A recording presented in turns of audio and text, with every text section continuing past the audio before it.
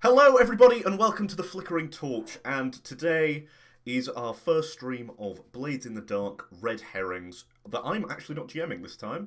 That is Mr. Jordan over there, also now known as Uninformed RPG. Um, Hi. so I guess I'll introduce Jordan first. Jordan, please tell people about yourself a little bit. Yes, thank you. My name's Jordan. I'm also called Uninformed RPG, and this is a game that I have been wanting to run for a very long time. Like literally almost a year now I've wanted to run this game, and these guys have been willing to do it, and I think it's safe to say that we're all pretty excited about it. And Yeah, I'm so excited. So next, I will go directly underneath me. Was a guest last season of, I guess, this show, but is now promoted to a full-time cast member. Addison from the Pod of Many Things. Addison, please tell the people a little bit about yourself. My name's Addison. I'm a dungeon master for Dungeon Dragons mainly, and I've joined these guys to expand my RPG horizons, basically. And I have a bit of a podcast, a chill roundtable podcast called The Pod of Many Things, and the Discord channel, The Loom. We also have over past our GM to the other side of the screen over there. That's James. James, please tell people about you. Hello, I'm James. I tend to play socially. To that effect, I tend to only read half the rules, or in this case, I haven't had a chance to read the book yet. So this is going to be an interesting game for me. Well, I think the rules are super intuitive on this one, so you should be able to pick it up very quickly. And finally, the big gun. Sean from The Outsiders 68, please introduce yourself, tell the people a little bit about yourself. Yeah, Sean Connors, originally from Outsiders RPG, which is where most people know us from. Also, luckily enough, been very fortunate to DM at some of the best conventions in the country for John Dodd. So he's the RPG manager for a lot of the big conventions. So very fortunate to be able to do that. And now looking forward to all the work that these guys have done on the Loom, which is a great place to actually hang out and find games. So if you are interested in finding games, lots of them, different types, plus the traditional D&D as well. We've got quite a few things going on. Come and speak to them and come and join their podcast, for God's sake. You will not be let down. There's some fantastic stuff going on. All right, so now all of the hosty bits are done. I'm going to hand it over to Jordan, who I guess you're going to give us a quick overview of Doskvol and Blades in the Dark in general. So, Jordan. I am indeed, thank you. So as I said, Blades in the Dark, it's a game that's been produced by Evil Hat Productions, by a game designer called John Harper. It's a D6 system, not unlike the last system that we played, which was the Gumshoe system, Knights of Black Agents. However, this is a very different system. It's very player-driven in terms of its story, and also there's a lot of on-the-fly planning. You don't really plan in advance in this game. You plan a lot in the moment or in like in flashbacks, basically. And yeah, really cool system. Really excited to try it out. Right, excellent. So, do you want to do introductions to the characters, or are you introducing them in a special way? No, yeah, well, fine. So go around. I think we'll start with Ben. If you could tell us your character's name and the class, and just a little bit about who they are as a person. So I'm playing Aldrich Brooker. Akaros, obviously lower class. I was a ferryman until the Bluecoats kind of put the screws to my dad, and we lost the whole business. Now I've joined the Red Herrings to try and get a little bit of that luxury in life, you know. I'm pretty good at basically bribing people. I can sway you, or I can buy you, or, you know, worst comes to worst, I guess I can fight a little bit. Lovely. So next we'll have Sean. Please tell us a little bit about your character. Silas Greenback the Whisper. Yes. Mysterious, unusual, definitely odd, intriguing, weird. There's a lot of things about Silas. More on that shortly, I'm sure.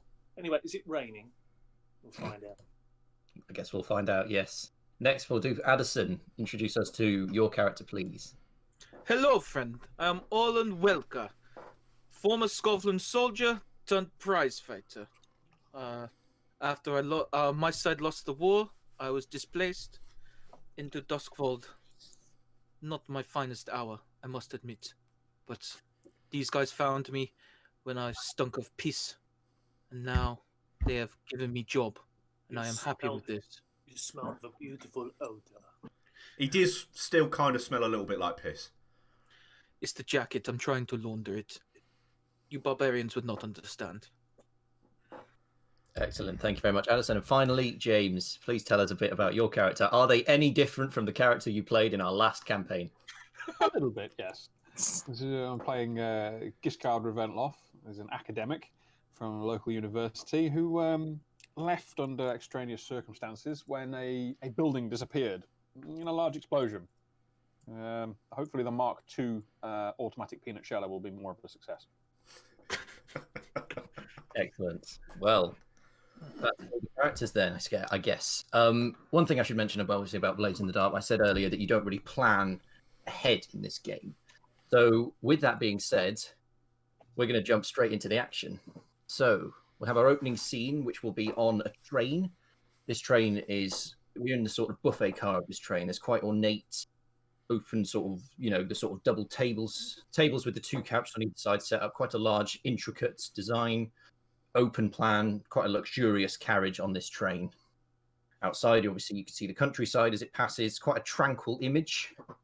That image is frankly cut short by 3 individuals that come into the scene, 2 of which seem to be attacking the third one. One of them's got him by the scruff of his jacket, and the third one's keeping watch, and he pushes him up against this window, and he says, "You're going to fucking pay for what you did." However, there's the figure sort of there with his hands up, and then there's a small sound, and a small pistol appears in his left hand, and the guy looks, he's like, "Fuck." And in that split second of him hesitating, he gets shot in the face by this small pistol. The other guy hears the gunshot, turns and looks, and as this other guy falls to the ground, revealing, Ben, what do we see when we reveal this character? I mean, obviously they grabbed my shirt, so my shirt's all fucked up and ripped. Aldrich's there, he's got his bowler hat with a dent in, and he's got a palm pistol that he keeps as his holdout pistol. He stops for a second, he looks at the other guy and he's like, "Now, I did say we could just have a nice conversation, so unless you want to end up like your friend, calm down." He looks at you in shock and just looks down at his friend and he goes, "Oh, you're..." And he screams and he goes to wail a big fist at you. However, as he rolls back and pushes his fist, his arm gets caught from behind him by a large, strong vice-like grip. And as he turns to see who it is that's holding him back, Addison, what do we see with your character? So you see quite tall, like very broad-shouldered man, dark hair, pale skin, crystal blue eyes, bit of a scraggly beard. But the most impressive thing about him is this like kind of like military-esque jacket that's just covered in like patches of where he's either repaired it or he's like stolen nice material and sewn it on, and he's just there with this guy's thing hand. He's like, "Hello, friend. I do not understand why you are attacking my associate here, but I must warn you that this will end with you being very hurt." And I'm gonna twist his arm to like break his arm, basically. Oh, he reacts to that, frankly. You can hear the shoulder dislocate. He screams in pain, and with his left arm now useless at his side, he goes to punch you with his other arm. But you duck out the way expertly and grab him from behind around the neck, and then you just choke him until he's unconscious. He's flailing around, and eventually he just goes down quietly on the ground. What did you do this time? You couldn't have done that before I shot his friend in the face, could you? Jesus, I've got it all out. He ripped my shirt. As you're saying this, you hear a noise from one of the end of the cart. One of the doors has opened. There are 4 men now standing at the end of the cart, all holding swords. Quite crude, sort of shank-like swords, but still long enough to... They're swords nonetheless. And they all look at you. They look at the 2 bodies on the floor in front of you, and then they look at you and you go, "Oh, you're in for it now." And as they all go to move as one, there is a sort of tink, tink, tink, tink. And something hits the wall next to them and lands in front of them. And they all look down.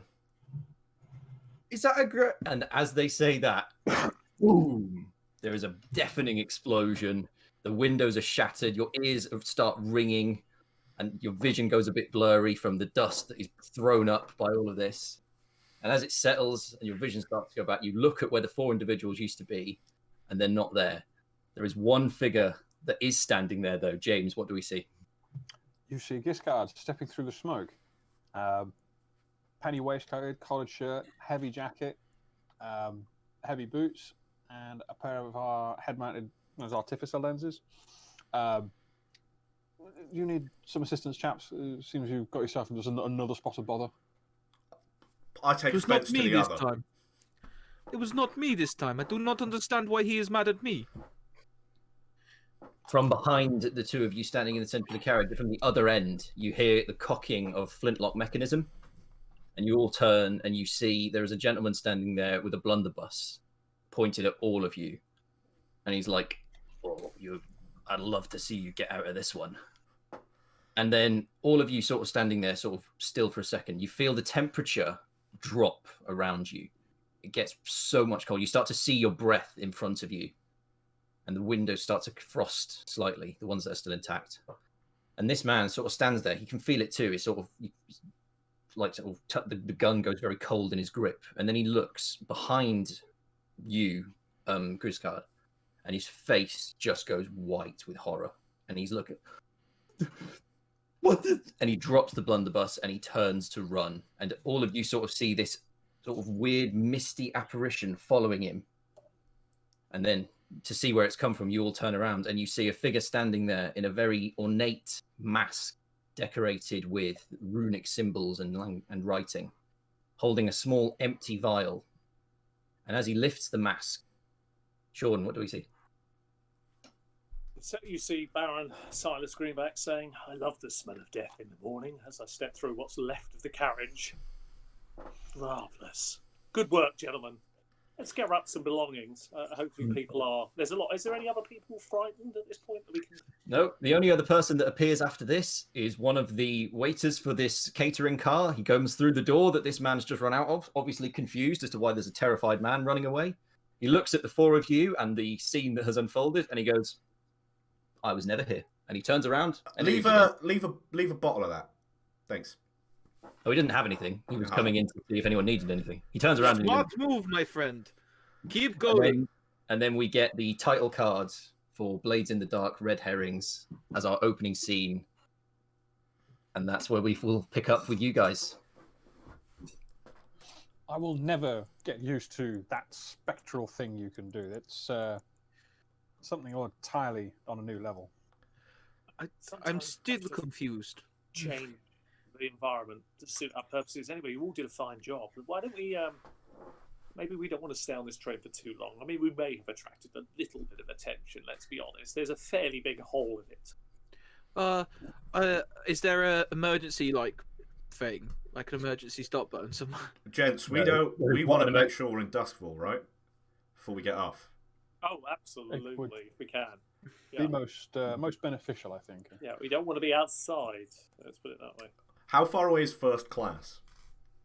So you were in the sort of catering car that separates first class from the lower class section, so you can go forward to, ironically enough, it was where the guy ran to. That way would be the first class seating. Yeah, that's a good idea. Let's head up there. We can always tell them that I wouldn't recommend the food.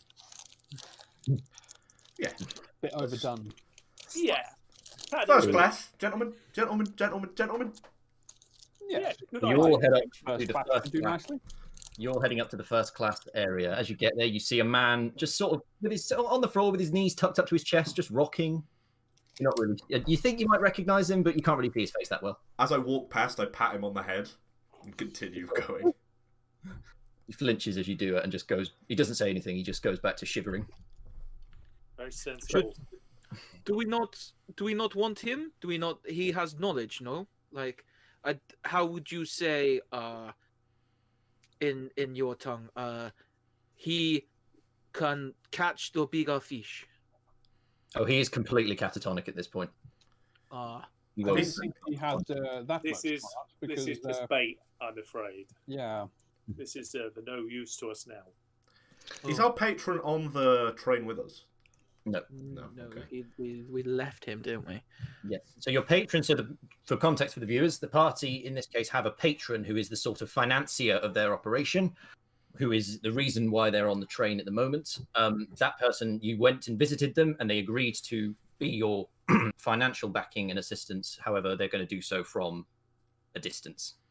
One of your gentlemen want that blunderbuss that was on the floor? I'll pick it up.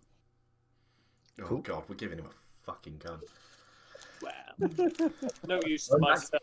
You all settle down in first class with Griscard taking up 2 seats to place his newfound object of affection next to him on the seat. And as you do, you see out the window the very familiar setting that is the pylons which represent the boundary of Doskvol. Doskvol is a city which is surrounded by a large lightning wall, because this is a world where ghosts are pretty prevalent, as I'm sure you may have worked out from our friend here, Silas. Yep. So ghosts pretty prevalent in this world, and they are kept out of Doskvol as a whole by this gigantic electroplasmic lightning wall. And obviously the train has to travel through that to get to the city. So you see, again, the familiar sight of the pylons looming. You go through on the train tracks. It's a cliche, very practiced opening of the wall, and they close again when the train comes in. And eventually you will arrive and pull into Gaddock rail station, which is the train station of Doskvol, and it's where obviously all of the rail freight and passenger comes in. What? We've arrived, gentlemen. Not too soon, I say. What's the weather like? The weather in Doskvol is pretty much always kind of hazy, kind of misty. It's never really a city where there is bright sunlight. Lovely day. Lovely day. Oh. Yeah. Just warm the cockles, I think you would say, is it not? He's finally getting the lingo. Try. Right, should we... I do not understand this term cockles. Do you mean he like points down at his groin? No, like No, muscles. we don't eat those kind of things. That's a different kind of evil. Oh, understood. Affirmative. Very good. Cool. You've been So what all are you doing at this point then? How are you alighting the train? Would we have put our ferry near the railway station? You can say for sure that there is certainly a place nearby where you could go and collect your little private motorboat that can get you around the waterways of the city. Yeah, I'd like to go to our canal boat then. We hope that it's where we believe it to be. It's a fair walk away, so you start walking towards Hands in pockets, like in jacket pockets. I just like the train, like whistling, like yeah. Blunderbuss in a duffel bag. As I'm kind of from Doskvol, I'll give the sort of nod to sort of the working class looking people as I walk past. Yeah, absolutely. So you're walking out. So you head from Gaddock rail station. You head out into the district of Night Market, which is the sort of, again, as the name suggests, it is the market setting. But it's a market setting not for traditional goods, sort of like foods and that, foodstuffs and other indulgences. It's more for the weird occult stuff that you would find being brought in outside the city on the rail. And there are market stalls. It's quite a rich district because obviously there's a lot of money coming in, changing hands with goods traders. But obviously there's that element of nervousness and unease with all the bustling crowds around you. We need to be wary with what we've just seen on the train. There may be others following up after us. There is a reason we were being hunted. good Mate. point. What did you do this time? I did nothing this time. I can honestly say it was nothing to do with One of you myself. did something. It was not me this time. I don't know. I think we seem to make friends rather easily, don't you? Yes. I might have been gambling with one of them guys on the train. Well, it Oh, happens. really? Not again. Did you win? If I'd have won, they wouldn't want to have knocked my lights out. Easy come, easy go. You got some money then, Gav? You hear a voice from the side of you, and you turn to look at it, and it's a small child running up towards you. He's obviously heard that you've come into some money, and he's interested in it. Aldrich goes on one knee, puts a hand on the boy, and he goes, "Yes, I do. And it's not for you. Fuck off." And he stands up and continues down the road. No, you can't be like that. Like, I just want to... You got to help me out. Come on now. I know this city. Like, I can tell you've just come in. You're new here. You want to be shown around. I can show you. I've got the best places around for you, mate. Subtly flash the blunderbuss in the bag. Go away. Best You you hear run a on. small gasp from behind you as you sort of produce this blunderbuss. Not produce it. Just sort of, show it in the bag. while Run holding it. along is the best Go thing. away. Right. Best to go, I would say, young man. best. Again, this boy is now looking. He's from the origin of gasp. He's sort of looking behind him and like he's now very fixated on something behind you. If you think you're going to bring some trouble down on this lad, it's you first that's paying the price. I'm going to turn around and see what's. I'm keeping an eye on this boy. You turn around, Aldrich, and you see it's another urchin. It's very much another young boy who's obviously in cahoots with this one somehow, and he's obviously quite scared by the fact that his companion seems to have picked on some quite interesting folk. How much have you pickpocketed today, kid? Oh, I don't pickpocket, son. That's a fucking lie. Go over and see. You shake him upside down. I do not pickpocket, mate. So unless you feel a tug at your belt. Look, I'm you know, If I used to be anybody's touching anything of my goods, I'll tell you, I'll wrap a fucking out round the neck. You're gonna try and hit whatever might be tugging at your belt. Oh dear. Oh no, he's got like when you turn around, there's nothing. There's no one there. Gentlemen. Let's. I've always wanted a little protege, you know. I think we got off on the wrong foot, mate. Let's just take a step back. There's another reason. Hang on a minute. And he looks at you again in sort of. Again, he looks at you, Aldrich, in a sort of recognition. Red herring. No. He says to you quietly. What about it? Purple mackerel, I say to him. He's still looking at Aldrich. Yes, that's me. Yeah. All right, mate. I've got someone who he wants a meeting with you. He heard you were coming back, and he wants to speak. He wants to see you. He said it could be profitable. He said it could be profitable, and he spoke to you, a street urchin. That's just the kind of profitability we need for $1. He kind of puts his arms akimbo, and he pulls his sleeve back slightly, and you can see he's got a little tattoo on his wrist. Oh no! Of an eel. Yeah. And the other two, he gestures at them, and they do the same. They sort of produce their wrists to you, and they've all got this eel tattoo. We get commissioned by folks, you know, around here to send messages, and we're official and everything. I look around at my companions, and then I go, "All right, I'll bite. Who wants to speak to me?" Well, he's given me a location to pass on to you, and he says he'll meet you there in an hour. Jordan, can I just make a quick thing? You know, the kid who's behind us. Yes. So he doesn't realise it, but Orland's lightly got the back of his heel on like his front foot, so that he can't actually move. Because as soon as he moves, I'll just stomp my foot down. So like he's trapped just to make them aware. Like if they try and run, this guy's fucked.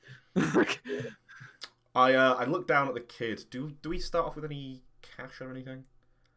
No, unfortunately not. I've not got anything on me. I've not got any coin.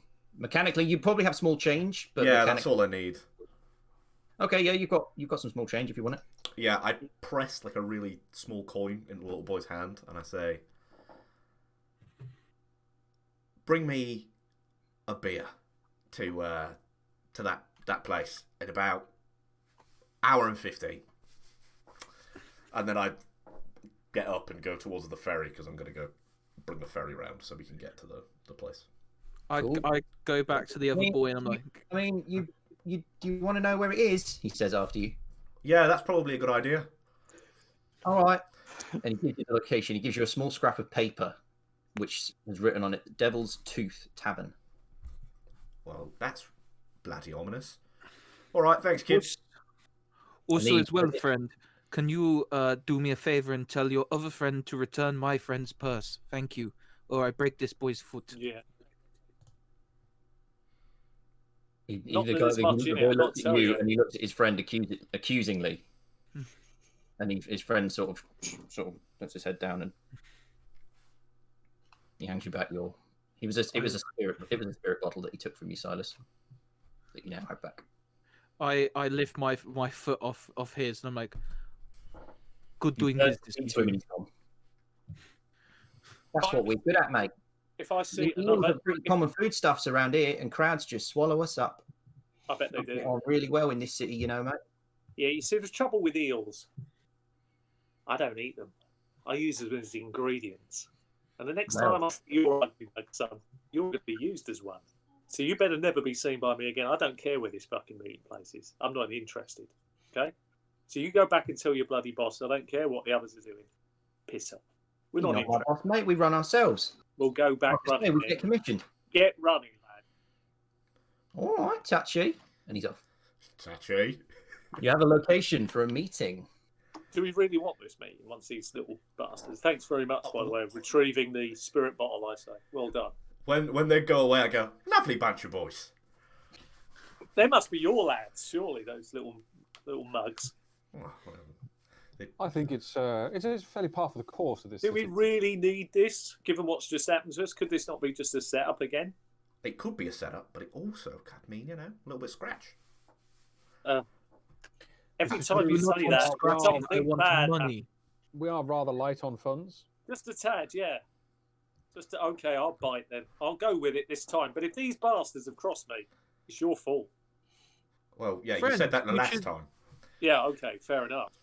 Friend, maybe you should eat eel. Eel good for erection. It help you. It give you long time.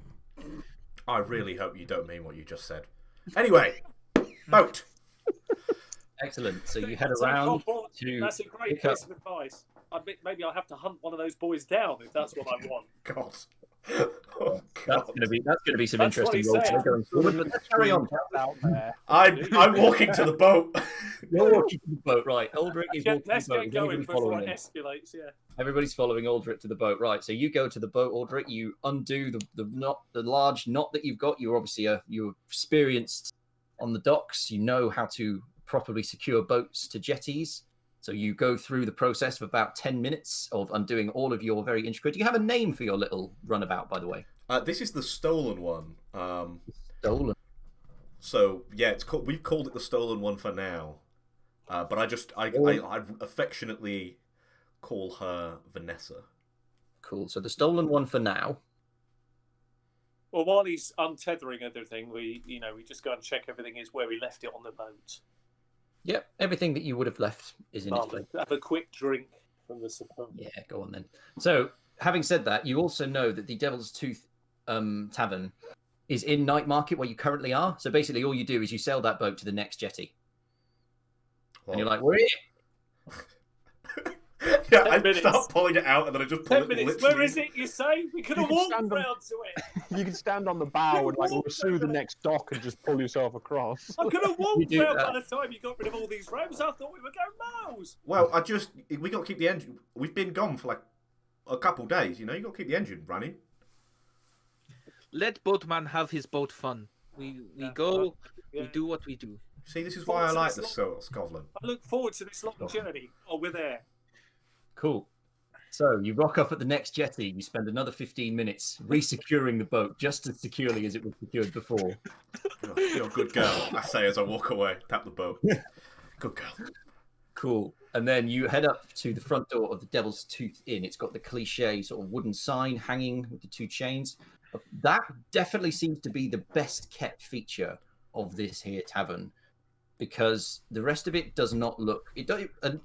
Bar the sign, you wouldn't actually know that this was a tavern. It melds very well with the rest of the buildings. We're on a sort of a typical sort of terrace-like streets, lots of like houses with upper floors that sort of hang out slightly. This is quite a narrow building in terms of the others. You sort of look at it and think, is this really the right place? But It's the only thing people can't reach. That is why it is fine. fair enough. It seems nice. Let's go and wander in. Cool. So you head inside. You notice that despite also being quite disguised as a pub, it's actually fairly quiet in here. You've got a sort of barmaid behind the bar. You've got a couple of people in the corner that they pay you absolutely no attention at all. There's a solitary figure at the other corner who does he's sort of looking down in his drink, and he sort of glances his eyes up towards you as you enter, and then goes back to his drink. Wander over to the bar. You all right, lovely? Put my hands down on the bar. What you got on tap? She points at the only tap they got. That.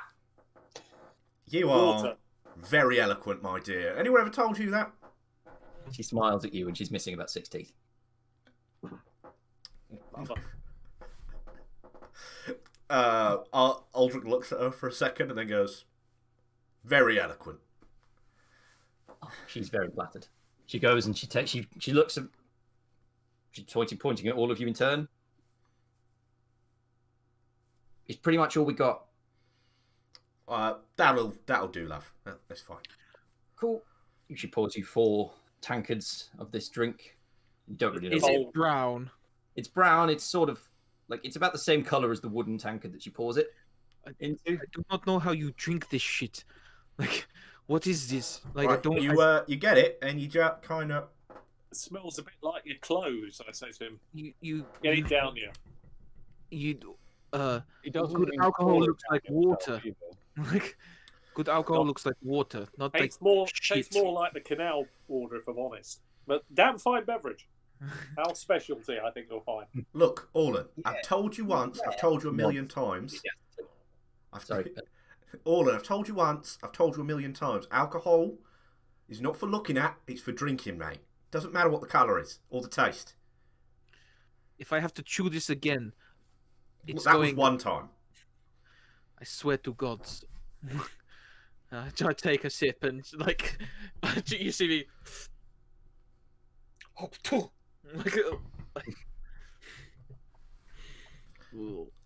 My lovely, we are supposed to meet a business associate here. Do you have any like booths or? You hear a sort of knocking from the table where the individual is sat behind you. This is a small pub. He can hear you. It's probably him, actually. Thanks, love. As I said, eloquent. Love you. I'll might come back. Gents, shall we take a seat with our friend?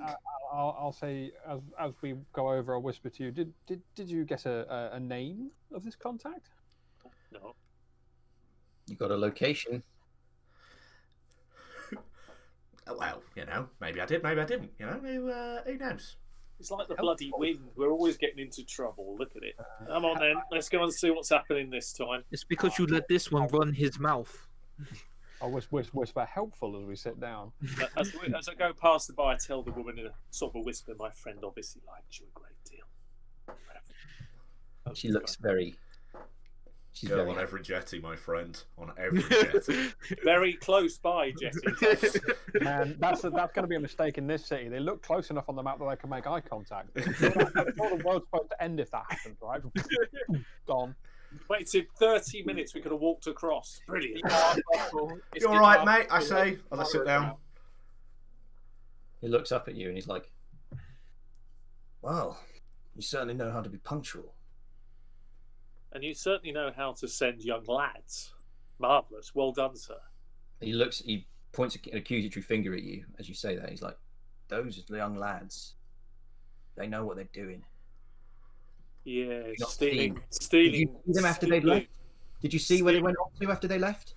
I didn't need to. They was trying to steal stuff from us. They're not very good. My friend here spotted them. Didn't, did you?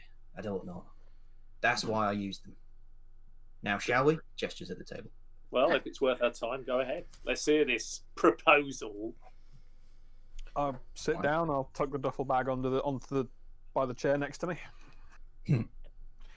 I like So he grab a says stool to you and face like slightly angled so I can see the rest of the bar as well. Cool. On Overwatch. He sort of leans back at this point, sort of his meeting has begun. He looks at you, he says, "So, you seems to have established yourselves a bit going forward. I appreciate the gesture, by the way." He pulls out sort of two coin, what you would know as. You obviously understand the hierarchy of things around here. You know when to stamp yourselves, and you know when to concede to people who are a bit more senior. And I appreciate that. Not a lot of people do that these days. That's why not a lot of people survive in this game. Well, I am nothing if not knowledgeable on people. That said, who are you? My name is I know who this is. Can I have a flashback? Yes. Just to explain this mechanic quickly, Ben.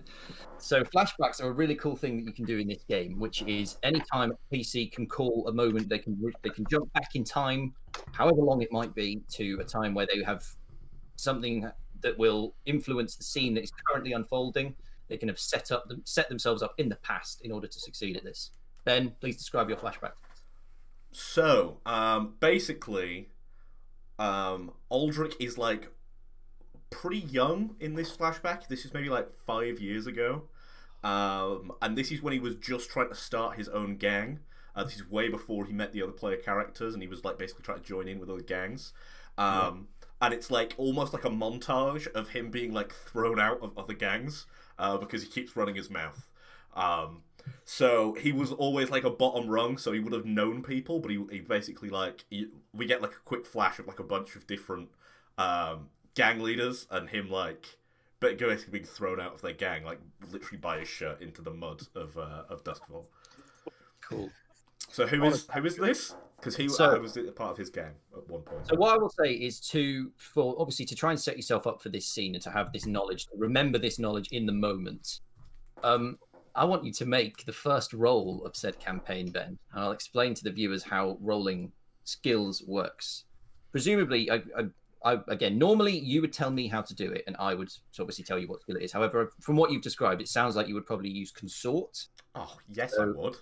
You've got several points in consort, I believe. So the number of dots that you have on your character sheet, you roll that number 6s. Cool. That'll show up in the dice bot, I believe. Ben, you have that? Right, okay, so because we've already said that it's I've been thrown out of these gangs. Yes. Can I have Devil's Bargain that we weren't on the best terms?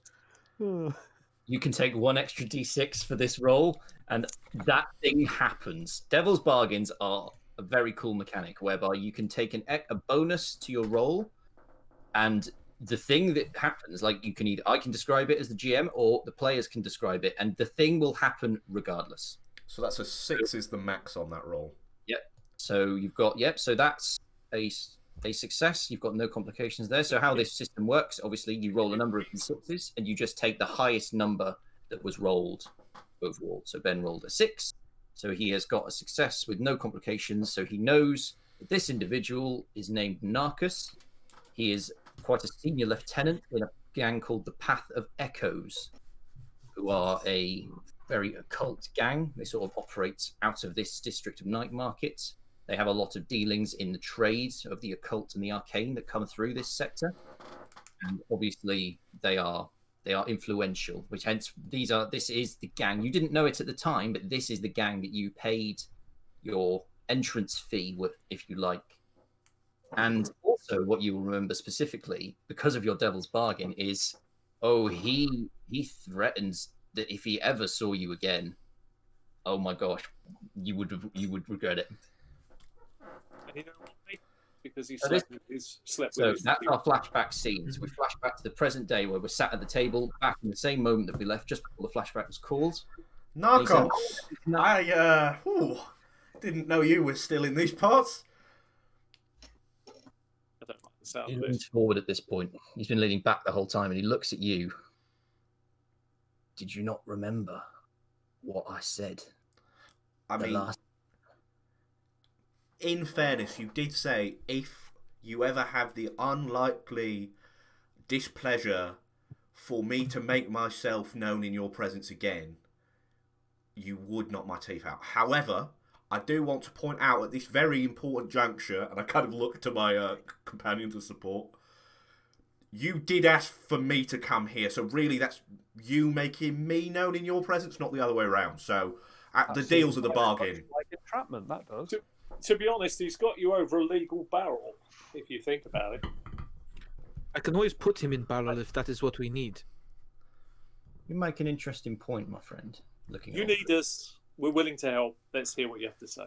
Aldrich claps at the mention of friend and he goes, friend. Seems our relationship's improved a little. Maybe. That's good, isn't it? That's nice. It's nice when old friends get back together again. Seem like you're on great terms, I say. He shoots you a look as if to say, stop talking.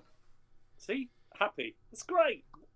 So he looks back at you, addresses the party as a whole now. He's sort of, right. Clearly, I didn't know about this one, points at Aldrich. But you are the people I've heard about. You are here. You are the ones, you've made a name for yourselves, and I believe that you can assist me. In return for this small favour, I will give you a reward. That very much depends on what you're asking. Let's hear what you have to say, my friend. So I reckon I'll be asking of you, mate, something that I think's pretty akin to your expertise. So there's a gang around here called the Dimmer Sisters. They're a pretty reclusive gang. They're not very social. They tend to keep themselves to themselves. Not very bright, one might say. You might say. They seem to have come by something that would put them ahead of the rest of us, let's say, in this little occult world. And that is something that I cannot allow. That's fair enough. They are not, slams his fist on the table, going to beat us in this game. So you, as a favour to us, and to stop me from knocking this one's teeth out right fucking now, Well, that one. his fingers, Oh. and you hear a door open from behind you. You would see the door open, Orlan, and you would see that there is quite a large individual standing there. And he has got a large coat that he sort of pulled across himself at the front, and he's got his other hand inside the coat. I suspect two things here. One, he's got a rather large cockle, and the second thing is the woman behind the bar is probably your previous girlfriend as you smashed her teeth out, I would suspect. When the guy enters, can I be on the opposite side of the table from where He's just sort of, he's like standing in a doorway. Yeah, but can I be on the opposite side of the table from him? Yeah, sure. Cool. I will gently reach down and pick the blunderbuss up and bring it up under the table, sort of next to me. Yeah. Not so that it's obvious, but so that it's like with the leg, just in case our friend with the jacket decides to. See, You Gentlemen, might have the eels. He might be your muscle, but we certainly got the cockles. gentlemen. No one needs to smash anyone's teeth out, and your friend certainly doesn't need to get shot right now. So, what do you want us to steal? Borrow. Steal. Let's say, I think I they've got something that I want. You want to Yeah, get alright. it?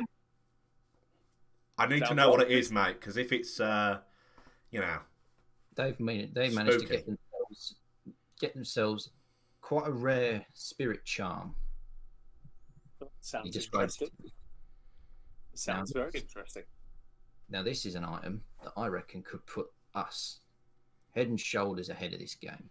This is something that I think could have a lot of influence for us. And I want you to help us get it. what's the price?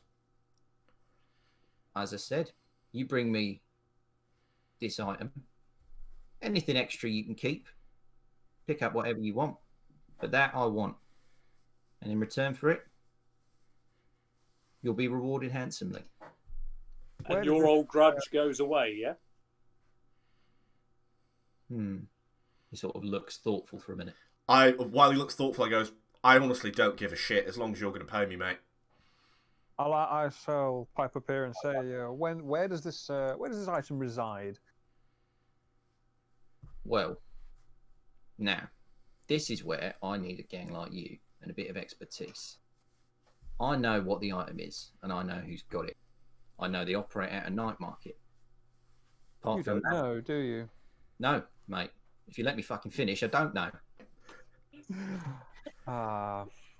Can we stop antagonising our little business associate here? Because he already wants to knock my teeth out, and I'm pretty sure he's close to knocking all yours out. The man in the doorway is now come and sat at the bar. I'll keep him not- covered with the blunderbuss under the table. I don't understand why he is angry at me. I've not said anything. I do have question though. How do you barbarians say collateral? What if item is destroyed as collateral?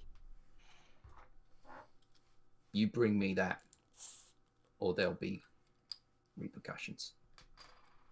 What's more I need- important to you, the fact they don't have it, or the fact you could have it? Because, you know, we might be in a situation where we can't get away with the object, but we could destroy the object. Would you rather it be destroyed, or would you rather it not be destroyed so we can try and steal it at a later date?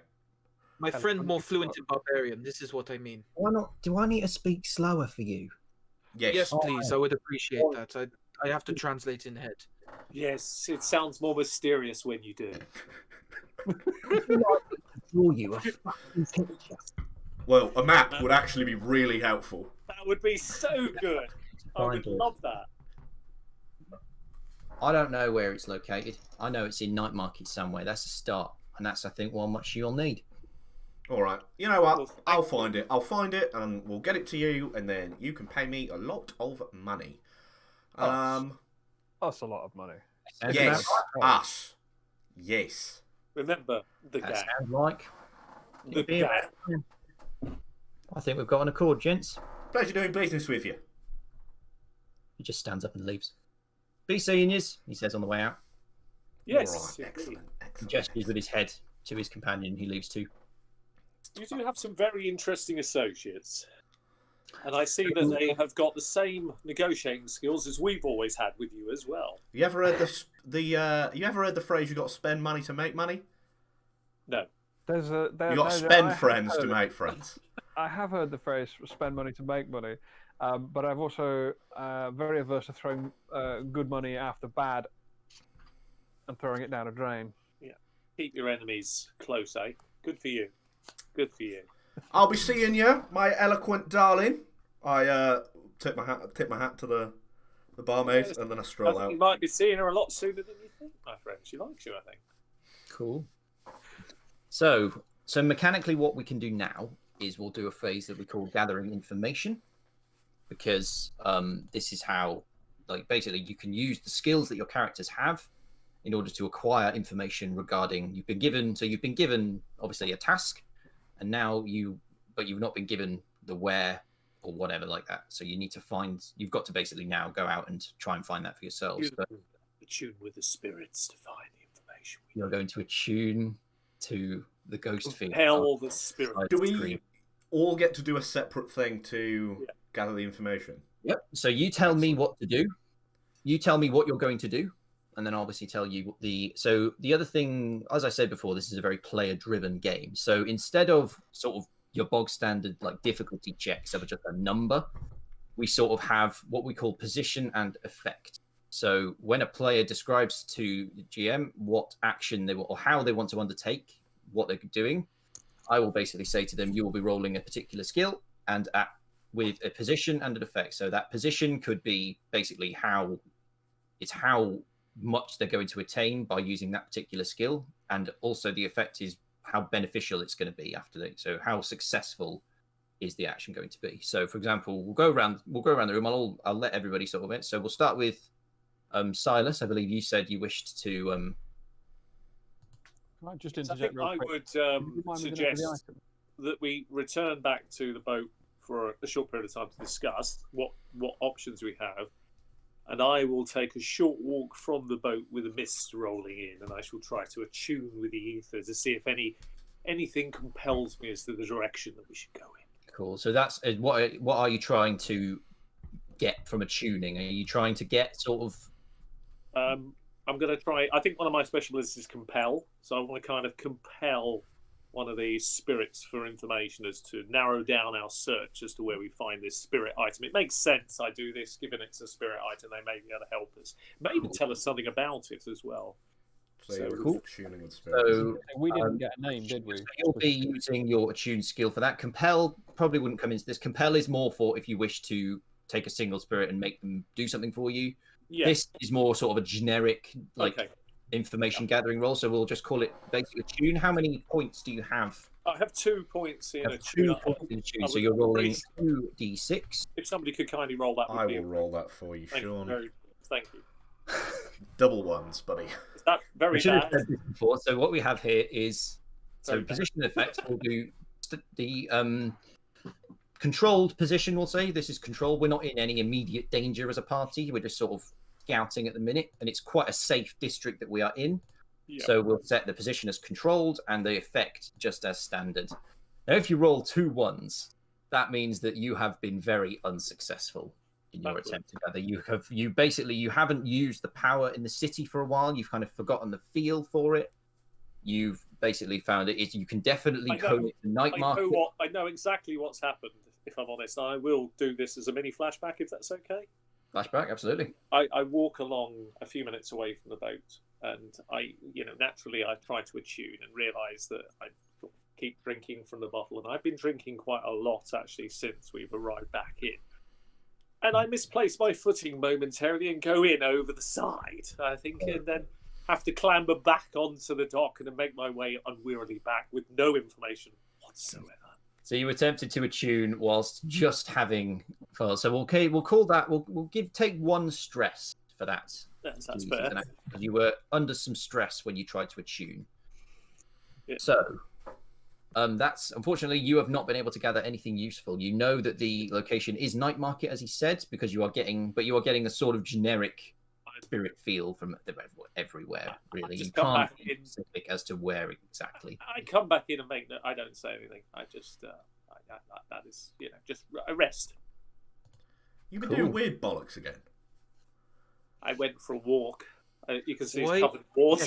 I do not understand why he is wet. It was raining. It was Raining out there. Very serious rain. If you went further along, I said it's absolutely tipping down out there. Oh, look out of the window. Not a single cloud in the sky. I'm with you. I take one of the floorboards up from the canal boat, and I take out my fine liquor. And I'm going to go gather information by... as we all know, Aldrich has a girl on every jetty, and one of his girls is in fact in the Dimmer Sisters. So he's going to go consort with her. Okay. I've got a skill called... What information are you going to be trying to get from her? Specifically, what are you doing? So what is the name of this girl, may I ask? The name of this girl is... Mrs. Silas Greenback. Sarah Seller. Cool. Sarah Seller. And she's like a low-ranking member of the Dimmer Sisters. I'm just gonna, I'm gonna be like, I've heard you've got some of that weird charm shit. Where are you keeping that, love? But I'm gonna get her very drunk first.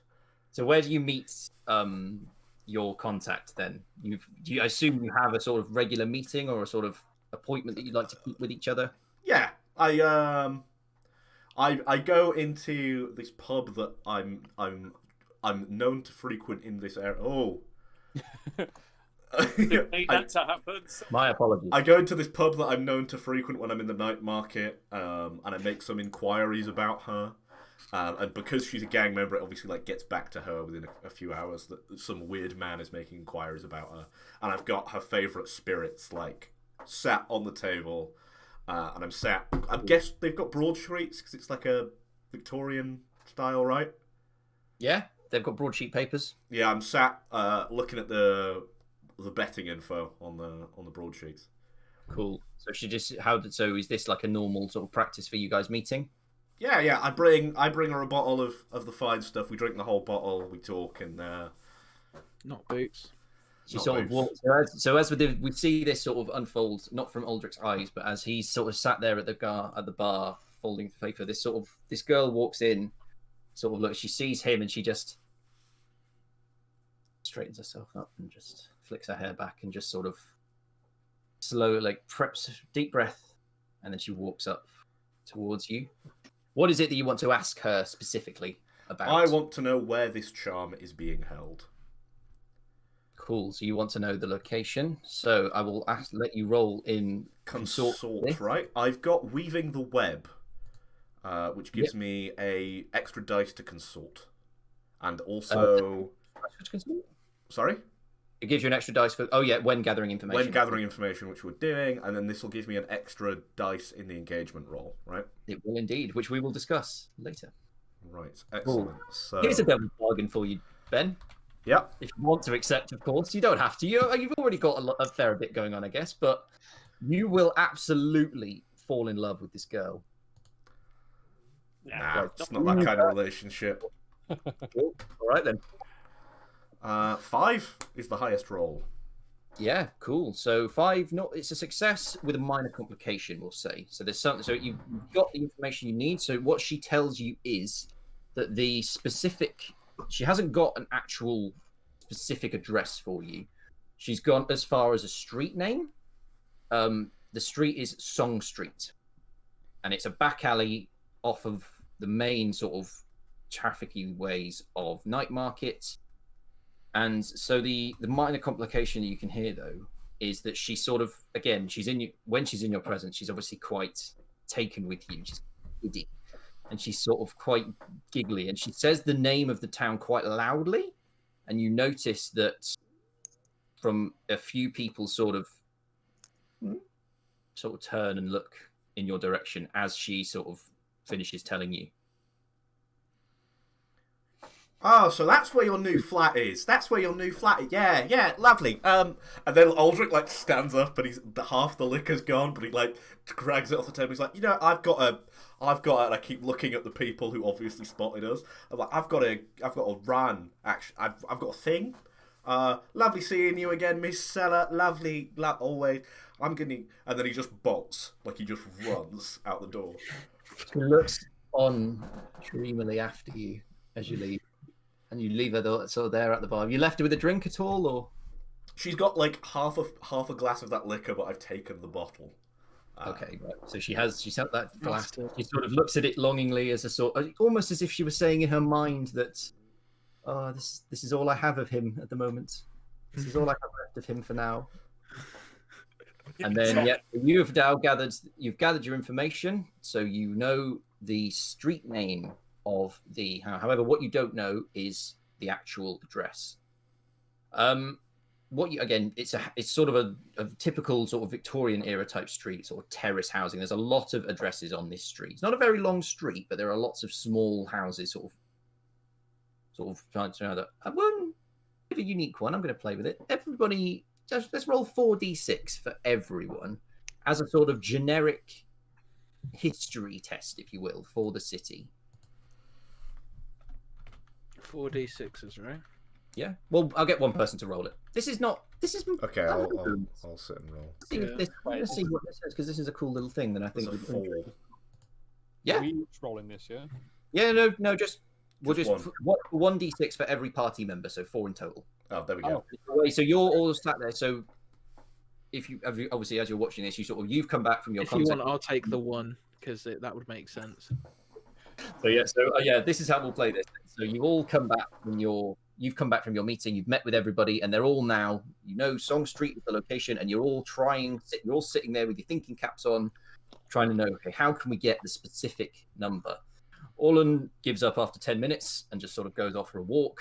I have no idea with this shit. This place is like a fucking maze. Cool.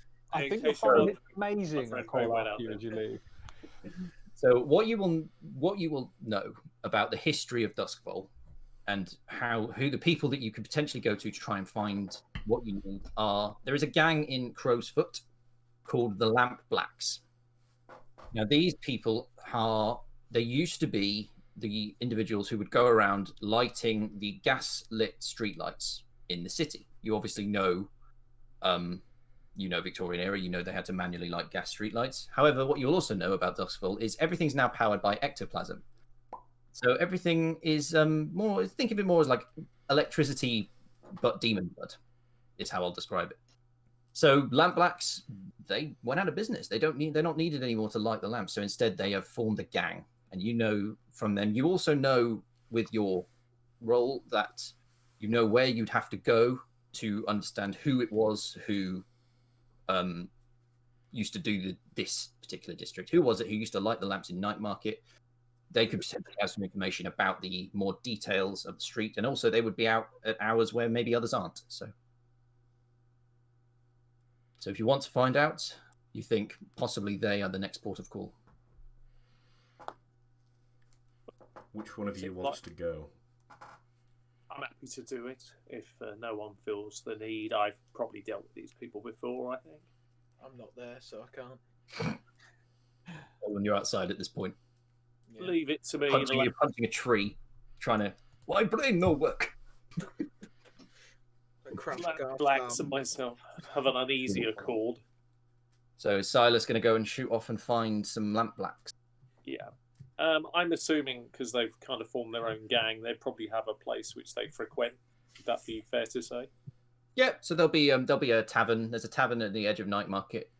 No, actually, no, I lie. There's a tavern on the edge of Crow's Foot, on the night market edge of Crow's Foot, because that's where the gang is based.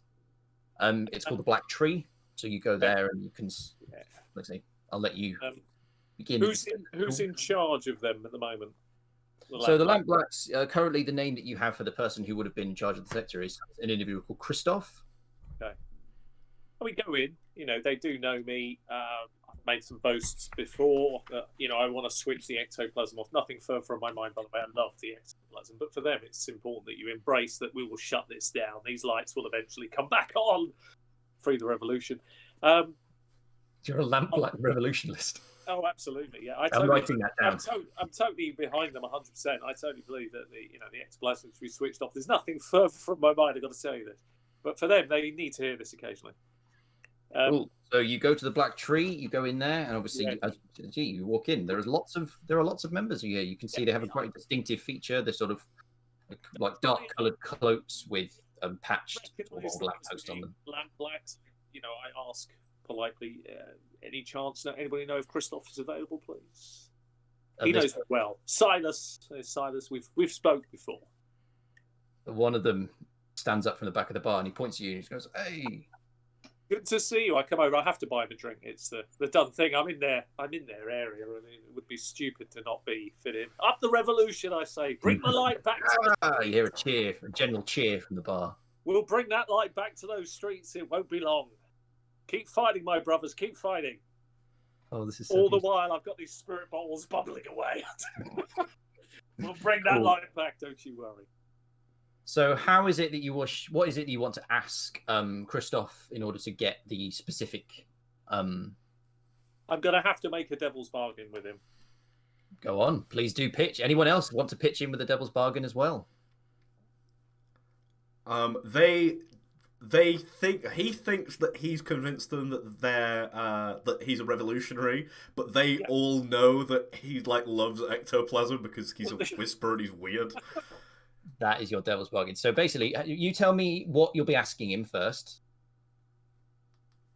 One of the reasons why the lights went off, obviously, is to do with ectoplasm. And I believe that there is an item in Song Street that's maybe partially responsible for these lights. And if I can get hold of it and get rid of it for the Brotherhood, the revolution, it's a step towards glory, my brothers. It's a step towards glory. That's the way I'm pitching it. Cool. So that I would say that how many points do you have in sway? Not much. Do you have anything in sway? I suspect not a lot. No, none. You have none in sway. That is why we are in this devil's bargain. Cool. So that's what we're going to do, my brothers. Where's Christoph? We'll take a devil's bargain, and what that means is you'll just roll one. You'll roll one dice for this devil's bargain. You know what's coming. It's that kind of evening. You want me to do that for you, Sean? Yes, please. Yep, so you roll one dice for the devil's bargain in sway. Let me see my next. It's reasonable. Sounds good. I have the feeling. Yeah, that is a the beauty of devil's bargains is they just happen. Now you have a bunch of people who, behind your back, know that you're not secretly as invested in this cause. Dear, I think they bought it. Yes, my brothers. Yes. So he gives you. He does say to you that, oh yeah, when I used to be around there, there was this house. There was always lights on inside, but there was never people going in and out of it. Yeah, they wanted the light then, didn't they? But there were people in there, but it was always just. It had this weird. I get these vibes, mate. I'm always on the streets. I get. You get them. You get us, don't you? Oh God, yeah, absolutely. I bought into the Brotherhood a long time ago. It's only a matter of time. That revolution, I'm telling you, it's close. I can sense it. We can get rid of this item and perhaps a few more. We'll be all right. Yeah. What street do you think? Song Street. What house was this? Do you remember, Christoph? So he'll give you it's just a number. He'll give you the number of the house. So you've got the actual house now. You've been so useful as always. If there's ever anything I can do other than spread the cause, you've only got to ask. I'll happily bend for you, Christoph. We'll make this happen. He's sort of he's like, yeah. He's not really as convinced by your enthusiasm now as maybe he was when you set foot in. But he's like, yeah, okay, whatever. It's only a matter of time, Christoph. You've got to get behind. I know it's been a long ride for you. I know this has been difficult. I'm saying this openly, very loud. Yeah. It's been a tough revolution. But the time is coming when light will return. And I know you will lead the way, Christoph, to this newfound Well, lamplighting skill that will come back to this place. Yeah, he's definitely not. He's definitely at this point not. He's like, I know you're buying it, Christoph. I'll be buying lamps and I'll get candles. There's nothing that the people will not invest in. I'll tell you what, you lamplighters will never be more used when that revolution comes. Trust me. I'll make his it face happen. turns serious as you keep talking. It's okay, Christoph. Don't mind me. I'm going to go now. Lovely to see you, though. What a great night for the revolution. Let's keep that going, lads. Vive la lamplighters. Start walking. They all cheer as like you leave, but Christoph comes back and he shushes them. Just as you hear the door close, you hear him shush them. Start running. Keep running. Cool. Into the mist if we can find some. Into the water if we can't. So you have, Didn't you realise have you a had location skills. now. You have a location of a specific house within Song Street. The next thing to work out is the detail. How are you getting in? Run all Yes. the way back. Completely out of breath, like heart attack out of breath. I mean, I'm running like, What really does- with sweat on. Oh, sorry. What does Sorry. hunt do? So hunt is a skill for tracking, basically. It's like So you work out- what? I was wondering if I could use hunt to like case the joint. So if you were casing a joint, the skill would probably be survey or survey. So you're like, Oh, bollocks. But let me give you no. the So what information. I need from you now, guys, is you've got your location. So how do you want to go in? You've got your plan. Before we go for 66 location, Yes. we haven't had we don't know what this item is yet, do we? Oh, you've been Yeah, told it's it's like a spirit charm. You strong know, charm. spirit charms are to be sort of like necklaces, basically. They're like Yeah, small. but it's not like it's not a specific spirit charm. It's not like a specific item that they do different things. No, like they're a generic. It's a generic term for a selection of Right. Okay, items. cool. Items. We don't need to go and You research know what spirit it, charms see how are. dangerous it is, kind of thing. Say again, sorry. So we don't need to go and sort of research how dangerous it might be as to what it is, what it can do. We know that it is a Thing to thing. worry about. No, you're all familiar with spirit charms, yeah. So, Okay, cool. It was so 66. again, In that you've got case, your location. You now need your essentially just your very basically your plan, your detail. What are you going to be doing? Is it going to be social? Is it going to be stealth? Is it going to be action? Well, we need to case the place out and have a look at it first, don't we? That's the first That's the thing. beauty of Blades in the Dark, Sean. We jump straight into it. Excellent. That's what we need to do. We do all our planning and flashbacks in this game, Right. so we just decide So- how we're going to hit it. So again, Okay. I'll describe it to you. So what you'll do. So you've got your location. What you'll say now is just the type of plan, is the type of method of entry. Essentially, you've got. I think there's a list on the character sheets for plans. There is. It's Yeah, in the assault, bottom left. deception, stealth, transport, social, occult. Yep. So you pick one of those, and then you Don't- just fill in a don't- detail. We don't know. We know where the location is. We don't know anything about it, so I think it has to be stealth. I fancy an assault. We have not fought for a while in fight that we have started. I am bored. I grow Yes. bored. A wonderful idea. You're right. And we can leave some remnants behind. Lamplights, a few bits of oil and candles. The revolution will strike hard. I like it. Guys, let's sneak in, and then if there's anyone inside, we'll smash their teeth in. As we have done every job. Trust me. Trust So me. you're going stealth then. So what's do I your get- point of entry for stealth? Stealth is probably going to be. I feel as if I'm about to be outvoted No, for no, stealth. no, you're not. You're not going to be outwitted. We can use both plans. You see, while you're committing to the frontal assault very violently, our dear friend can be, shall we say, sneaking in the back. Oh, can we do that? See? We could do both plans. Can I like distract by like coming in the front door with the blunderbuss? You think about it, right? Somebody comes in. Will involve Oh, no, it think will it- involve you being separated from. Yeah, that's fine. For the I will moment. support our violent friend while you two do the stealthy stuff. And I'll tell you what I'll be doing with our violent friend. We'll go through the front door. Because think about it. You've got something powerful and magical you want to keep. The first thing you're going to do as soon as somebody breaks in, because you're going to think a lot of people are attacking, especially when I start chucking in lads left, right, and centre, you're going to grab that item and flee through the back where you'll all be waiting. Sounds wonderful to me.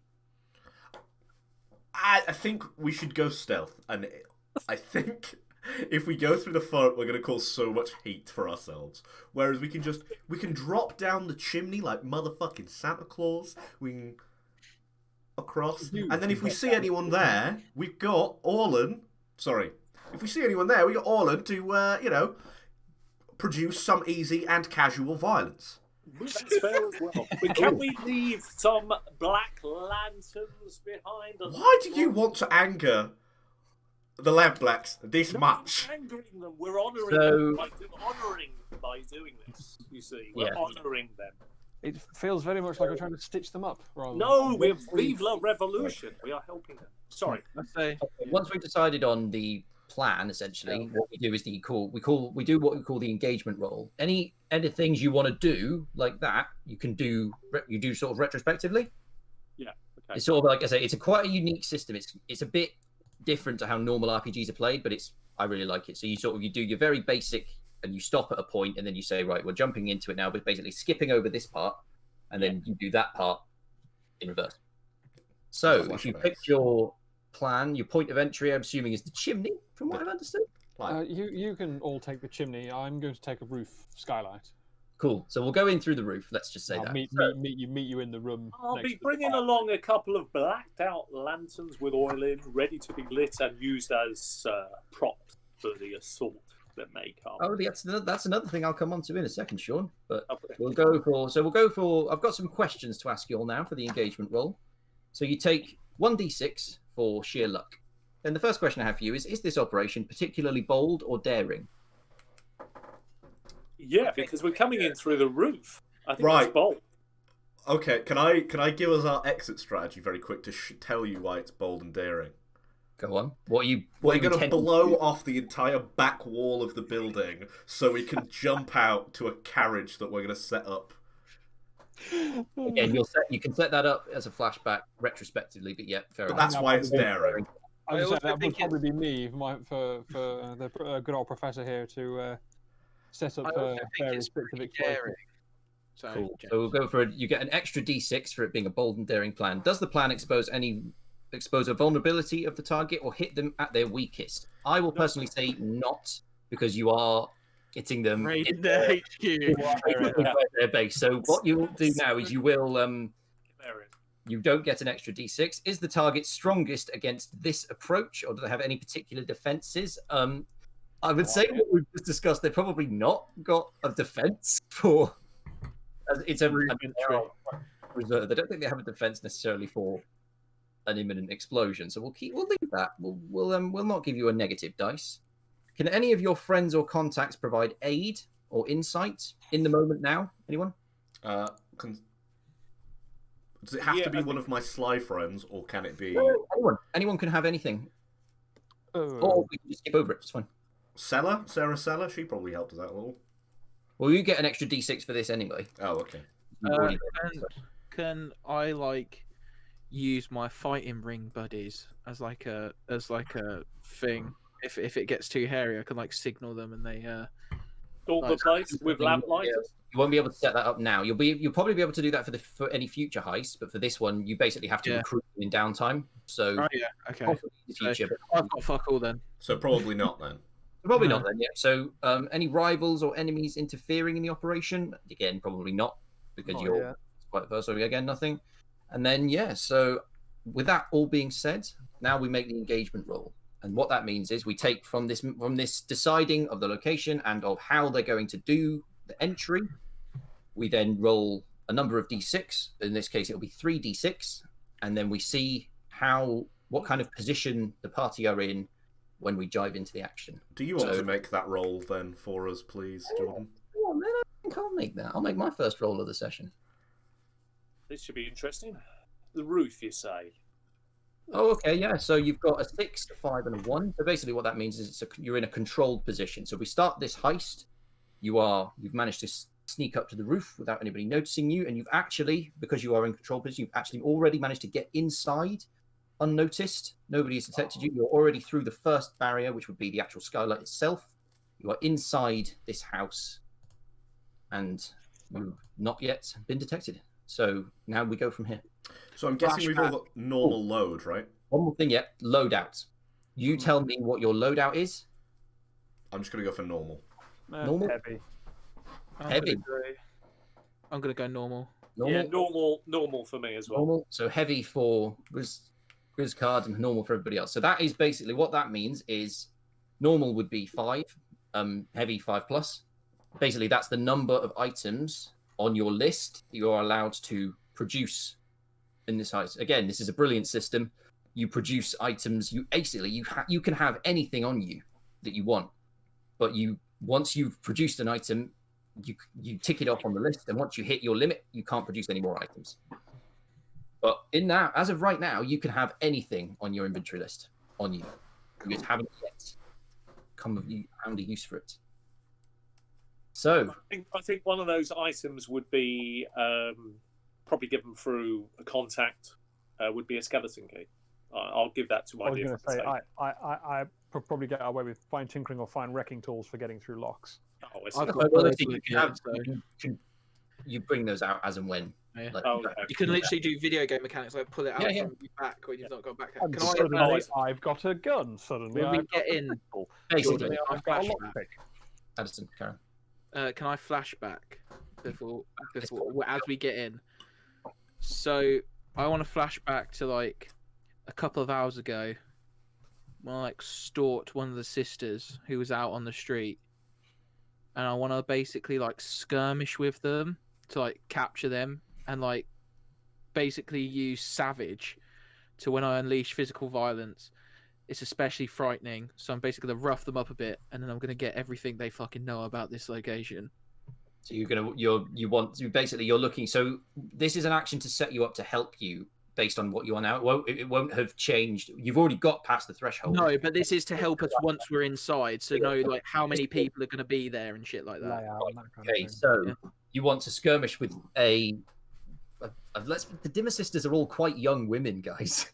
You want to skirmish on the streets. You, a former Skovlan captain, with a young girl. Well, skirmish is the only way I can think of like capturing. Street rules, I don't actually bro. want to like street brawl. I just want to like when they get into an alley, I want to basically like pin them up against the wall, which is the only thing I can think of. This is going to go The well. Dimmer sisters are a gang, though, right? Yeah. Well, they're they've fine. decided that they want to live this life. So if a Skovlan ex-military captain decides he needs some information, they've I feel signed bad off. about it, okay? Skirmish. Just tell me what I need. So skirmish sort of implies a back and forth, like you would be fighting somebody who's fighting back, whereas this is more of an ambush. So if you want to intimidate them, or what I would say for you, Orlan, is the ability you'd probably be using is wreck. I've got one wreck, yeah. Yeah, so you could be rolling wreck. This would be a risky position, I'll say, but I will also say great effect. So if you're successful at this, you're going to get some information from it. Devil's bargain. Go on. One of your ex-soldiers watches you do it and doesn't like that you've done it. I'm perfectly willing to go with that. Would you like to accept an extra D6 to this roll? And that will happen, regardless of how successful the roll is. I can't do it. It wouldn't. I would fuck it. That's part. I'm so dedicated to Skovlan. That would fuck me up. The other thing with gain dice is push yourself, so you can take 2 stress, and then you just get an extra dice. I think. Remember, it's the bargain. You don't know he's seen you, so. No, he would make sure not to like do this somewhere where people can see him. He's trying to like do this stealthily, so it'd be wreck. So I will just roll 1d6 if I can. You're going to roll 1d6, no stress, no devil's bargain. No stress, no, because I don't know what the fuck's going to happen after. So Just rough up one of the Dimmer sisters. yeah, right. Let's go. Yeah, Wow. buddy. That is a 6. So that is, you have got great effect from that, which is it's a success. It's great effect. So this young girl, you go up, you see a scene of you going up behind this young girl in an alleyway, and this is the wording of wreck. You unleash savage force. That is the wording of the skill wreck. So you just essentially body slam this young girl against a wall, and she bounces off, winded, and she bounces back at you, and you grab her, and you, what do you say? What was the address? I'll say 20. I didn't say a number before, but we'll say 20. What was it? Song Street. 20 Song Street. Tell me what you know, and I will not break your fucking knees. Holy shit. Jesus Christ. So yeah, this girl is going to cower. Absolutely. She has no idea what has happened. She needs a few seconds just to compose herself. But then, yeah. Do I get Savage on this? So Savage would be you'd have to command. So you'd have to roll command if you'd like to use savage at this point. Yeah, because that would give me +3. Cool. So yeah, let's So go. I get 3 dice. Like, Yeah, you're 'cause going to I know roll that- command. So you're going to ask her for the specific information. yeah, because I know that gets me her in like a position where I can like command her. Is basically what I'm trying to do. This is when I fuck it up because I got greedy. So 3d6. D6. 3 ones. 6. That's that. Crit. 2 6s is a critical success. Oh, well done. So Great. well done. That was a very good use of your skill. So yeah, Jesus Christ. Just to clarify, well done in terms of the dice roll. Tactically, you're a bad person. He's a Scotland soldier. This is what they do. You No, chose to so be on the you- battlefield, friend. You say Very you're going to break her wise. kneecaps, I guess. I'll break And- your fucking kneecaps if you don't tell me what you're going to do. So tell what I need to know. So if you tell me, you walk away. If you do not tell me, I will call the ambulance myself to drag you from here. Okay. So I won't roleplay this because it's just information gathering. But what she'll tell you is that there is she'll tell you the room. So you've come in through the attic. The 20 Song Street. There is a bedroom on the first floor, and there is a chest under the bed in that bedroom.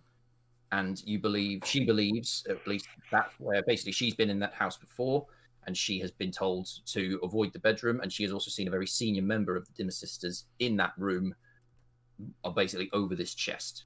How many people are there in general? Like, what's the usual? Because with my military history, I'd also go for like troop number. What's the usual compliment? Eh? Yeah, in 20 Song Street, she would say that there would normally be about 4 sisters present. There would be a sort of elder and then 3 apprentices, sort of all there. They're also quite a quiet and recluse, so they're not going to be like they're not going to be patrolling. They're just going to be sort of in silent contemplation, sort of private study, that sort of thing. You did not see me. You do not know me. You have not told me this information. If I find out that it come to you, then I will make sure you take very short swim in river. Do I make myself clear in your barbarian tongue? She's nodding frantically. Are you still holding her, like, round the neck or something? No, I've literally just stood over her, like I've knocked her to the ground. I'm just like looming over her, like ready to go. Oh yeah, she's like scurrying backwards, like feet are slipping, and she's just bolt. She's not heading back towards. She's not heading so where you would have thought that she was sort of heading back towards Song Street. She's now heading the other direction. So the Can I join flashback in on the ends with- flashback? Yeah, me too. Go on. actually. Aldrich just goes around the corner and goes, "That was a bit fucking strong, mate. Jesus Christ." And that's where we'll cut back to the present day. From the flashback. Can I add Please one take comment 2 in? stress for that, because that was quite a complicated action. Two stress. 2 Could stress. I add one thing in that I'd like to throw, if it's all right to throw in on the flashback? It would be technically you can do a separate flashback if you'd like. Yeah, it's just for her as she's running away, because Okay. I'd be. This going would be. past. We'll say this is sort of your flashback to just after Orland's attack, and you're now doing your thing. Yeah, with this it's just having witnessed, along with my dear friend, what's happened. I mean, I agree with him. It's very savage. Fair enough, that's his choice, and well done to him. But I'd like to just quickly say to the woman as she flashes past, the black lamplight has done it, okay? And then carry on walking. Cool. Very Can important. you? I will, because she's so terrified. I'll say that happens, but I'll also. Can you take 1 stress for me? Yes, It was absolutely. quite a simple action, but it was also sort of. It had to be convincing in the moment. Yes. And you kind of had to push yourself to make it convincing. I won't make you roll for it because again, she's absolutely terrified. So Very important. that will happen. You don't necessarily know if anything's going to come of that, but Yeah, it it just was has something to you did in the moment. So we're Yes. in. Who we're needs in the a attic scalpel, now. huh? In the attic at the moment, yes. No, you are a scalpel. That was beautifully done. That was surgical. Just so I'm gonna like sneak towards like the hatch in the attic then, to go down. Like I imagine there's like a ladder to the attic, right? Yeah, it's like it's folded up inside of there, so you have to like push the hatch down and then push the ladder down. So I really slowly push the hatch down, and I start taking the ladder out, and then before I finish, I turn towards Orlan, and I'm like, just no more beating up little girls, right? We can scare them, but I just. Combatants are combatants. In Skovlander, if woman fight, we honor her by treating her as equal. What is She was it with your she was about barbarian 9 years, She was customs? about 9 years old, I think. So, not really a combatant. She Just- looks quite frightened. I'm still holding the ladder. I'm like, let's try it stealth. All right, let's just try to not. Jesus Christ! And then he Cool. continues to put the ladder As down. you're Sorry, lowering Ben, the ladder, I in this turn to moment- you and say, Sorry. "Do I want to ask?" No, Because I wasn't No.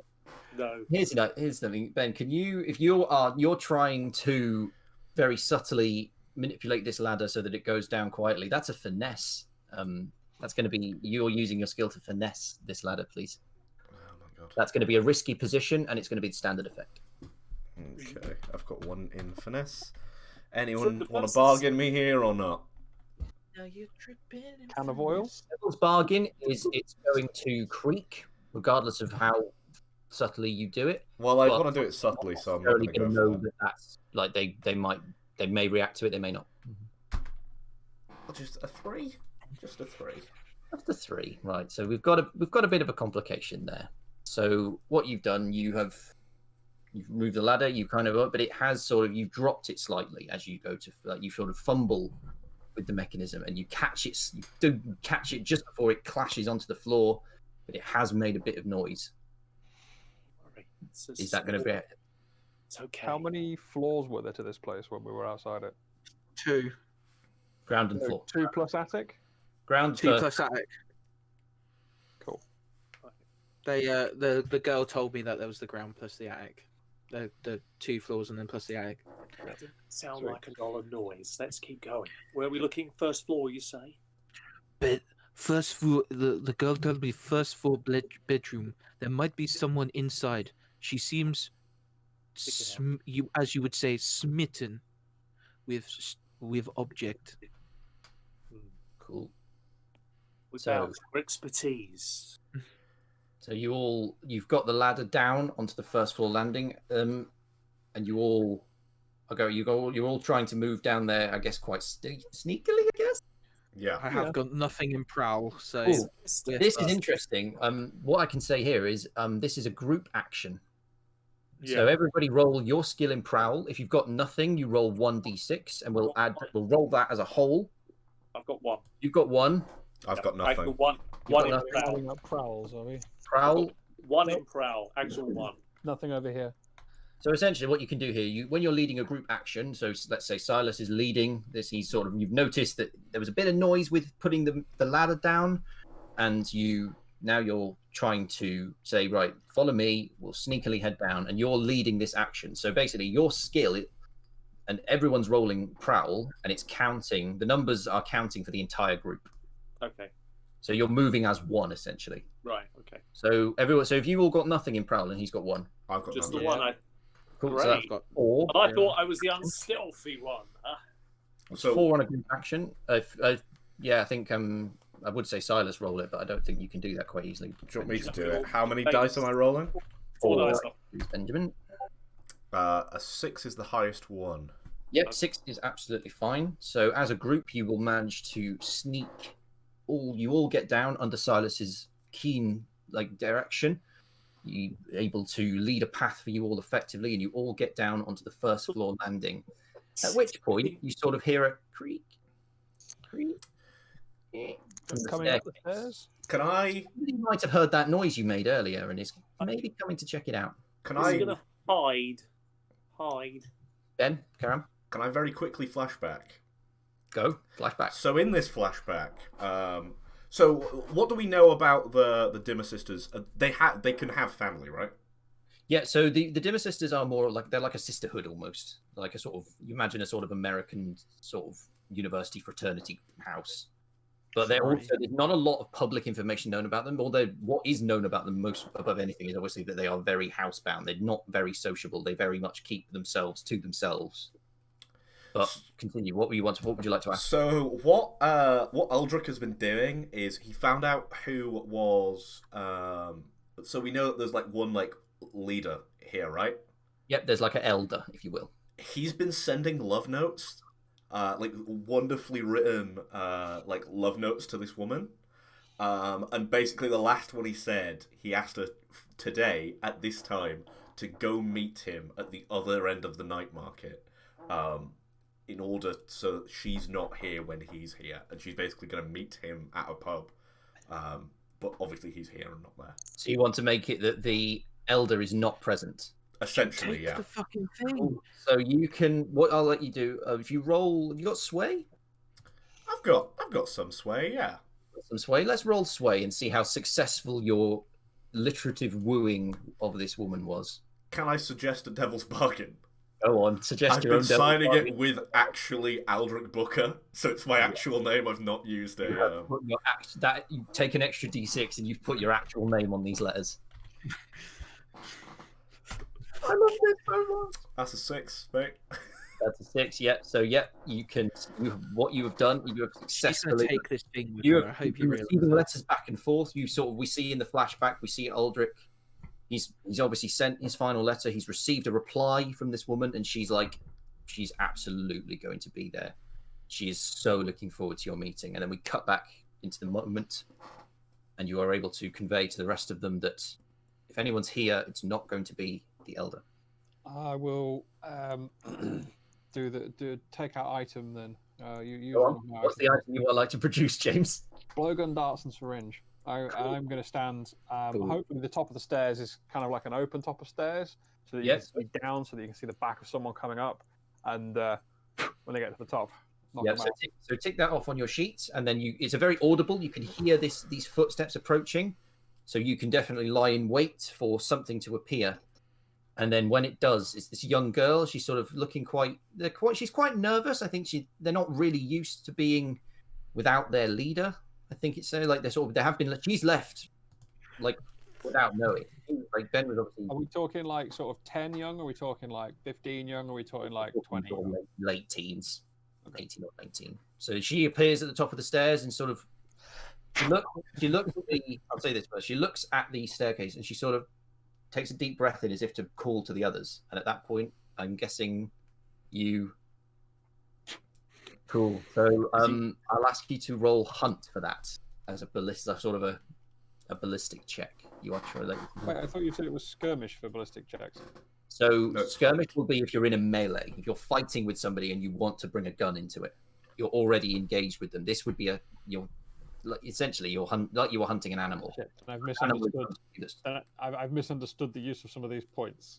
Fair enough. That's my fault. Then we can also discuss later. But yeah, in this particular sense, if Then that's I have nothing because they're all in skirmish. I know. I remember. Again, I have changed your character sheet and not added on. I do remember us saying that you have one in hunt. I'll send you the updated one. Sorry, viewers.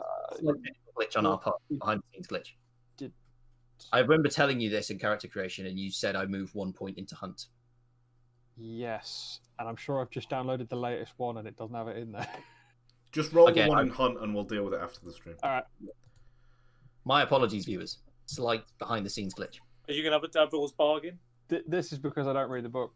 Don't worry about it, mate. I will suggest that if he devil's bargains, that is an overdose. What the fuck, man? Why do you want to kill this gang so much? Well, unfortunately, it's already happened, so it's a 3. Great. So what happens is she takes a deep breath, she turns, and you hit her in the neck with this dart. It's a very well practiced shot. You're very much used to this. However, she's still at the top of the stairs. She falls down the stairs,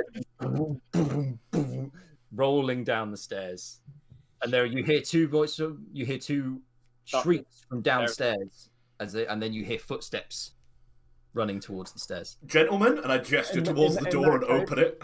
I will bandolier this time, and Lighters! bandolier, basically some sort of sleeping concoction in a droppable down the stairs. We'll just hock it at the bottom of the stairs as they come up. So It knocks them out. So there's basically a pile at the bottom of the stairs, people. excellent. So I will ask you. Hang on a second. Sorry, I'm gonna just look this up quickly because I want to know what the actual thing is. The lamp blacks will dim your switches. Yeah, I mean, if you want to like throw You're the lamp Yeah, black. so you produce a sort of drow I hate the powder. sisters. He likes the lamp. You produce a sort of drow powder grenade, a sort of sleeping powder that you then just sort of disperse over the. So that going down the stairs. Just either. We'll drop it, we'll throw it, say kick that it. you're sort of like trying to. I guess you're trying to like make it so that this powder lands where these two young women are going to be. Yeah, as they come up the stairs, they're going to go through it, and they're going to breathe it in and knock themselves out. That's the plan. Cool. So you're just throwing it in on the staircase. Let's say then. You're the Yeah, one to throw. as they start to climb the staircase, it's going down, drop. Cool. We'll call it a finesse roll, but it's going to be great effect, risky position. James, you'll be glad to know that you're not the only one who hasn't read the book. Bravo Sierra also hasn't read the book. One of our viewers. How many dice am I rolling? Bravo. We got a viewer comment. Yeah. Lovely. Well done, Bravo. Thank I you, would Bravo say- Sierra. Welcome to the stream. I hope Is you that, enjoy is it. that abbreviation for ball something? Oh, God. Now we don't have a viewer anymore. So, how many points do you have? Well, in yeah, James? Hold on, I need to ask questions about rolling. So, you said How many points about do you have? risky. Say again. You said about risky rolling. So that's the position. So that's basically just you're in a risky position, trying to throw. You're obviously trying to incapacitate these two people that are going to discover you. It's a great effect because of you're hidden at the minute. They don't know where you are, and they also don't know what you're about to do. And this is going So, to be a how many skill roll? points? Finesse. Finesse. Nothing. Absolutely nothing again. You've got nothing in finesse. No, I Oh, had this is nothing going to in- be interesting. Cool. This. So roll 2d6 for me, and we'll take the lower number that you roll. That'll be interesting. Oh, 2d6. You can do this. Us is Yeah, about but to the two- Black. Going down the stairs at least. Wonderful. So we will say that you throw this little. It's like a little vial with like that's going to explode. But Staircase. due to the sort of tense nature of what's happened currently, your hands are quite sweaty. So when you go to sort of flick this down at the two young women as they sort of make it to the bottom of the stairs, it sort of pings off to the side and it goes. So if they're down there, it sort of goes at the other way from them. It unfortunately goes off to the side and it's not in the intended target that you reach, and they are still coming up the stairs at you. So at this point, Aldrich's like opened the door to the bedroom and he just goes, "Lads, get in, we'll lock the door." Yeah, get in. Everybody going to get inside the bedroom? Yeah, absolutely. No, we're going to pull out the blunderbuss we found Yes. and hold them at the top of the stairs. follow. No, get in. Are you? Hang on. No, come on, fella, black, get in. Get in. Cool. Excuse me, ladies, don't move. So Aldrich produces a blunderbuss. I'm already in, so I'm away from their vision. Giscard produces a blunderbuss. And, Large weapon? yeah, large weapon. Yeah. You produce a blunderbuss and point it at two young women. They, oh. So what would you like to say to them in this moment? Excuse me, ladies, don't move. So that's command. You got command? You're rolling. To get past command, I'll cock it. It's a flintlock, right? It's a. You're rolling commands. If Can you've got I just have a quick flashback here? Go on then. I've bought all of the gang like sack masks, so we're all actually wearing masks.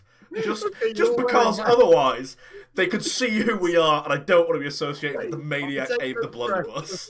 You're wearing a mask and you're pointing a blunderbuss at two teenagers. Yeah, mine's covered You're in black. commanding them to stop. My mask is covered in black coal, just to add to the lab light. It's all there.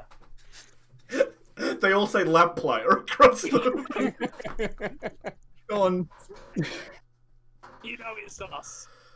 They look terrified for a second, and then what happens as you command them? Let's find out.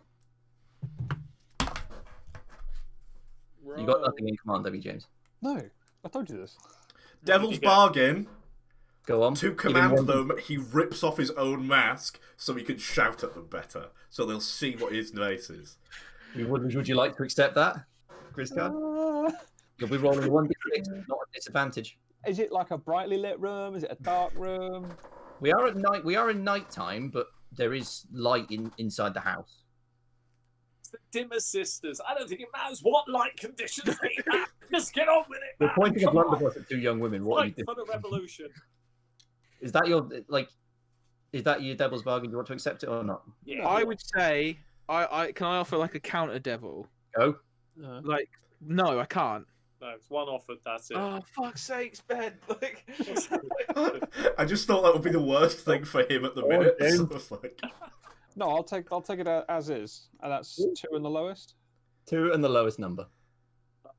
3. It's a 3. Yeah, it's Cool. not too bad. It's all right. It's not great. You command them to stop, I presume. What do you Yeah. say? That's just. What are you saying to them? You just say, what are the exact words that you say? As I said, excuse me, ladies, freeze. And I'll cock it at the same time so they can hear the mechanism. They sort of both they momentarily, they do stop where they are. One thing they don't do is stay quiet because they both just start screaming. Yeah, he's working very well. I say the lamplighter, he's a genius, our leader. I am starting to search underneath the bed for this fucking thing. You find it. Roll finesse, Ben, to find it quickly. To find it quickly. And that you're trying to, you're like, I shouldn't really be asking for rolls, but screw it. That's fine. Finesse. I don't want him for finesse, my guy. That's it. It's fine. I need to check if I've still got the dice bot on the stream. Give me a second. Sorry. Yes, I do. That's a 2. That's a 2, is it? Yeah. Oh, for goodness sake, this job's going badly wrong here. So you Did you find it? You found the chest. That's up for success so well. You pull out the chest from under the bed that You found it. was Oh, well mentioned done. to you Well by you know from Orland's intimidation of this young girl from before, but the you struggle with the mechanism. A And flashback. and so we'll say that there's a little key in it, and in all, like, you're trying to just open it, and in your sort of frustration, because you know what's going on behind you, you Flashback. break the little key. Jordan. Flashback. Can I hand you some wrecking tools? The woman who's the senior leader of this building, she's taken it bloody with her. That's the reality of the situation. She's left to go for this meet-up to meet him, and she's taking it with her. You know, Well, your you want flashbacks to are supposed to help flashback. us, right? Sure. Yeah, I that's know, what- but I it will makes not- so much sense, so we're going to have to adapt the plan, because it's been That's a going cutaway so- more than a flashback, so I will say that doesn't happen. But yeah, Okay. you've not. There was a way to get into this chest that you've now, unfortunately, you've made it slightly more difficult for yourself. James Well, is I still say holding a to blunderbuss at 2 screaming girls, and you know what, guys? I think because this is the nature of this campaign, I think we've come on a little bit, and I want to see how this unfolds in a longer session. So I think we'll end it there for now. Oh, No! excellent. Oh. I say to her, This she's has probably gone got it really with well. her. What did you? I set us up. We had a floor plan. We had a fucking number of people. We had the fucking names of everybody, pretty much. I could have asked her for fucking anything, and you lot somehow. Dear friend, our dear friend, I'm supporting you here. Our dear friend, he got this very seriously well-butched lady, 4'2", pinned her up against the wall. He beat the living crap out to get the information we needed to be successful. We suggested, the pair of us, we go in through a front door, but no, we can do this subtly. Oh, subtle, I say. No, subtle. We can barely find the box. We're not subtle. In a lift. Right. Thank you, everyone, for playing Blades in the Dark Red Herrings. We will do Thank you what we very much. always do at one of these sessions. Thank you very much, Jordan. We'll do what we always Jordan, do. that was sick. Thanks, man. So Well done. good. Thank you, guys. Yeah. I'm glad you enjoyed it. We'll do what we always do, which is plugs. And as always, we start with our easiest plug, who is now 2 to the right of me, left of me, right of me, That one. right of me. James, Depending on where please you look at plug whatever you want to plug. I know it's probably nothing again. It is usually nothing, but it is going to be the Loom, because that's where you'll be able to find me. We play TTRPGs. Very well. Yes, See. very good. Very good. Excellent. Now, directly below me, Addison, what do you want to plug today? We are. My name's Adson. We are the Loom UK Discord server. We are a tabletop RPG community, allowing from all different parts of the country now, whilst lockdowns and everything's happening. We also have the Pod of Many Things, which is trying to return despite technical difficulty. So give us some time, and I promise we'll somehow sort it out. But I've Excellent somehow podcast. Have you tried turning it off and on again? Just yeah. it needs to It is fun. It's a fun podcast. We're trying to get through Tasha's cauldron of everything. Look at how we feel about some of the stuff in it. Some of it's kind of cool. Other bits a bit meh. But we'll talk about that at a later date. Down there, Mr. Sean, please plug anything you want to plug, sir. Bravo Sierra. Thank you for watching. They may take our ectoplasm, Bravo Sierra, but they will never take our black lamps. That is what I'm plugging this Oh week. god, we've turned Sean into a revolutionary. Oh my god. Black lamps will make a return. Mark my words, within another year of lockdown, there'll be no electricity, no gas. The only thing you'll have is black lamps. Remember, this was the moment. Thank you. Over to you, Jordan. Jordan, please plug whatever you want to plug, including... This guy's Yes, got his I own know, self Ben. a YouTube channel now, hasn't he? Oh. Indeed, yes. I personally would like to plug my new YouTube channel, which is youtube.com/uninformed RPG, which is something that I've How's you set got up. a URL already? I've not allowed one. Yeah, I'm not shame. allowed one. I don't think you've got one. Go on YouTube, search for uninformed RPG. That's That's what I the want you one. to do. And yeah, basically, I've just set that up because I've mentioned before that I'm still quite new at this. I'm much newer than these guys. But I think I want to share my advice for what it's like to be a new player, what it's like to come into this, and how I got as invested in it as I am, to the point where less than a year in, I'm actually GMing my own game. And I think I've had a lot of fun. You guys have made this a really good session for me, and I'm really looking forward to next week now. And yeah, I hope you guys have enjoyed it as well. And thank you very much Been for great fun. coming along. Finally, Good. please catch us at 7:30 British Standard Time. I've learned the actual time zone now. 7:30 British Standard Time for another episode of Blades in the Dark Red Herrings on Monday evenings. And you can catch the full videos on demand, as well as some opinion pieces and some reviews over on the Flickering Torch on YouTube. I don't have a fancy URL yet. I need the subscribers. Please give them to me. I think that's a thank you and a goodbye from all of us. So say goodbye, everyone. Take care. Goodbye. See you later, everyone. guys. Thank you. Bye. Bye.